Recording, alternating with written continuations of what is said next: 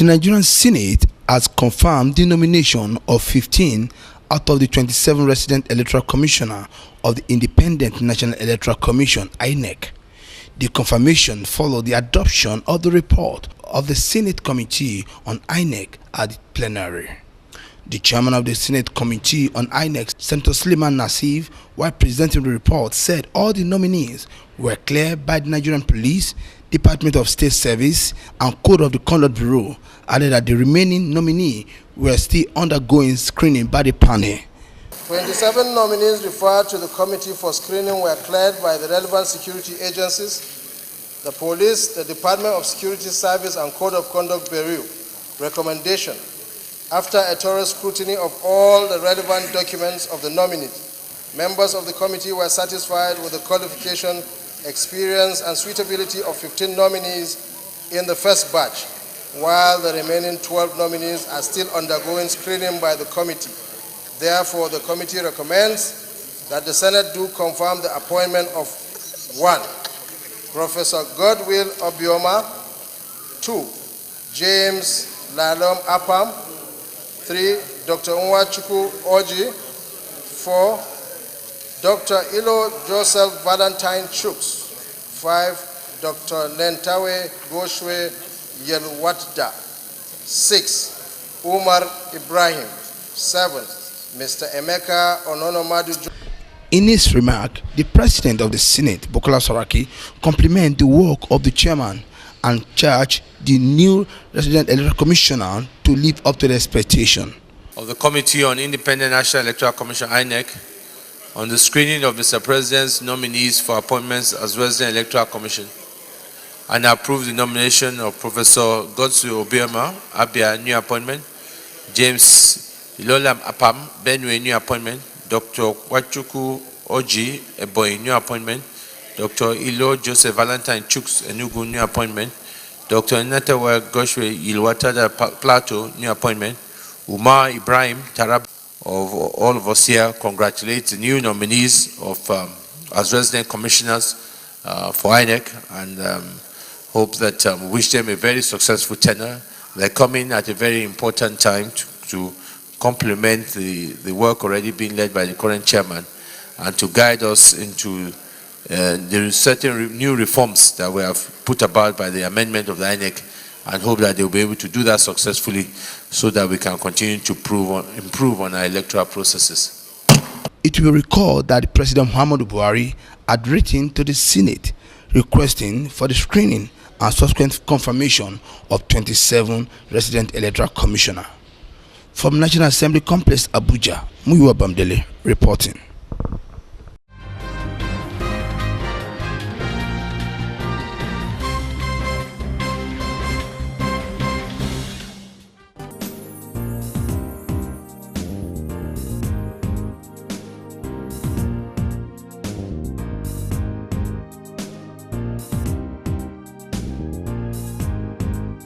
Human rights lawyer Mike Ozokome says the only way Nigeria will get it right is by practicing true federalism.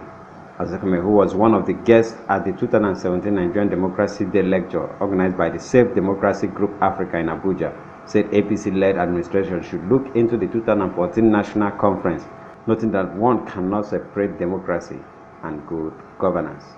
The 2014 National Conference report should be looked into. I was at that conference. Many of us here were at that conference, a conference made up of the first 11 of Nigeria. We agreed, we consensualized. Only 1 or 2 issues did we even have to take a vote.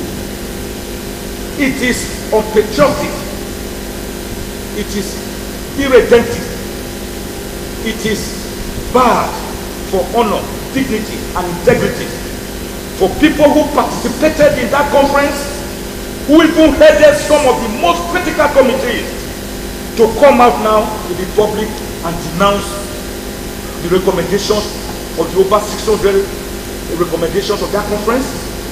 That lacks honor, that lacks dignity, that lacks integrity. Former Speaker, House of Representatives Naba Gali, and other speakers at the event noted that true measure of good governance is in the ability of a government to realize people's human rights and deliver sustainable and equitable development. Ladies and gentlemen, so many issues unresolved are quality, and this has tended to divide us as a people. The non-resolution of these issues is making it seem as if democracy is dividing us instead of uniting us. The seeming lack of trust in one another on the basis of ethnicity and religion is decimating our democracy. Clannish politics is gradually taking over from what we have so far known. The military leaders of Nigeria ended up creating 36 states plus Abuja, which is sometimes treated as if it were a state. The 2014 National Conference, after studying the suffering of many people, proposed to add 18 new states. Have a government of change. Unfortunately, they change everything. So when you change everything, you start afresh. And 2 years may not be enough for you to even get to where you started. You were supposed to have started. So we believe that maybe the next 1 year will be better. Because if you check the first year and check the second year seems to be better than the first year. And I believe the third year will be only better because they are grasping with the realities of governance. They came from the background of opposition. And if you see for some time, it was as if they are still opposing. But suddenly they have started getting grasp of the governance as it were, and they are making progress. But it would have been better if the takeoff was smooth. It wasn't smooth takeoff. The event has its theme, Sustainable Democracy and the National Question.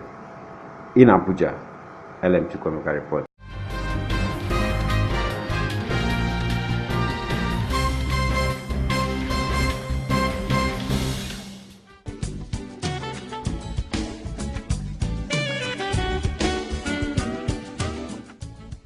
Lovely place, right? Yes. What's wrong? You don't look happy. Take a look around. Why can't my hotel be like this? I knew something was wrong, but I've got solution. Solution? What? Nanet. Nanet? Nanet offers you design solutions, building plans and construction, furnishing and equipping, financing, management, audit services, and many more services for a better hospitality business. Nanet, service with a smile.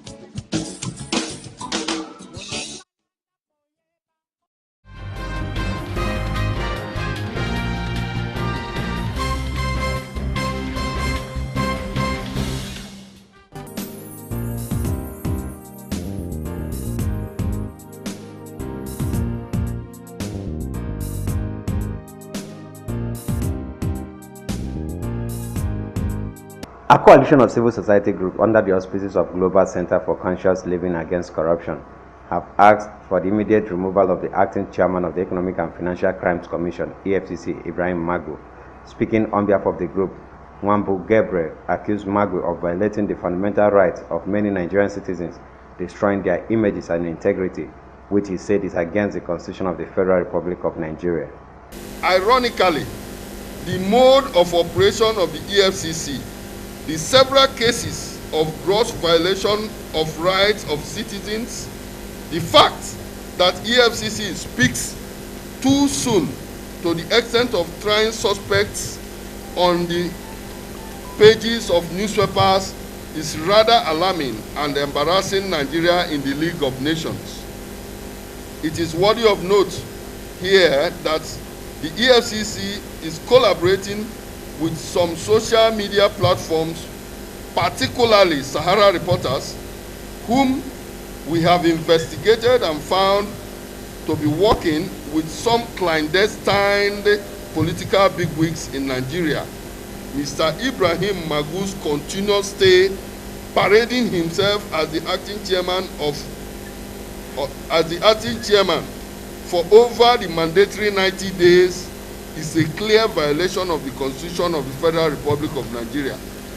He noted that the group is totally in support of President Muhammadu Buhari's stand on war against corruption. Many powerful elements in the country who were hitherto untouchable in this country are now being brought to book on charges against corruption.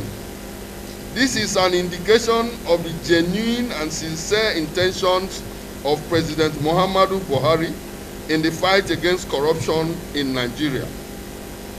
The level of support by international communities to the present administration's effort in dealing with high-profile corrupt cases by several Nigerians in various countries of the world is also an indicator of Buhari's administration's success, readiness to eradicate or at least reduce to the barest minimum cases of corruption in Nigeria.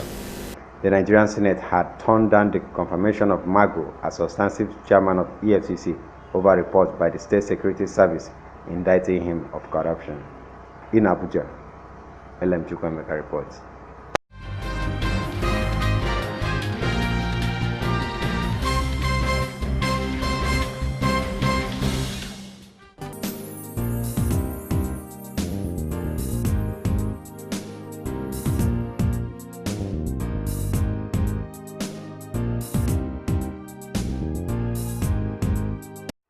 The Joint Admission and Matriculation Board (JAMB) says over 1.6 million results of candidates who sat for the 2017 Unified Tertiary Matriculation Examination has been released. JAMB Registrar Professor Ishaq Oloyede, while briefing newsmen on the just concluded admission examination into higher institutions in Nigeria, said the board is yet to release 80,889 results. 80,000 candidates, because 80,000 compared to 1.7, yes, it might be large when you talk of 80,000. Those who take JAMB or its equivalent in some countries in everywhere may not be up to 80,000. So it's because of our largeness that made 80,000 to be insignificant. It's a large number. We are not underplaying the fact, but for us, we want to thoroughly investigate what had happened. Professor Oloyede lamented what he described as high intensity of exam malpractices, saying that some parents connive with some private computer-based test center owners, paying huge sum of money to help their wards fraudulently in getting high scores from the exam. Examination malpractice, the intensity is unbelievable. We have, yes, people, you can see the telephone, you can see somebody. Look at these slippers. You can see somebody. And when you look at the slippers, you will see chemistry, A, B, D, and so on, that people give to them. Let me tell you, because some of you who have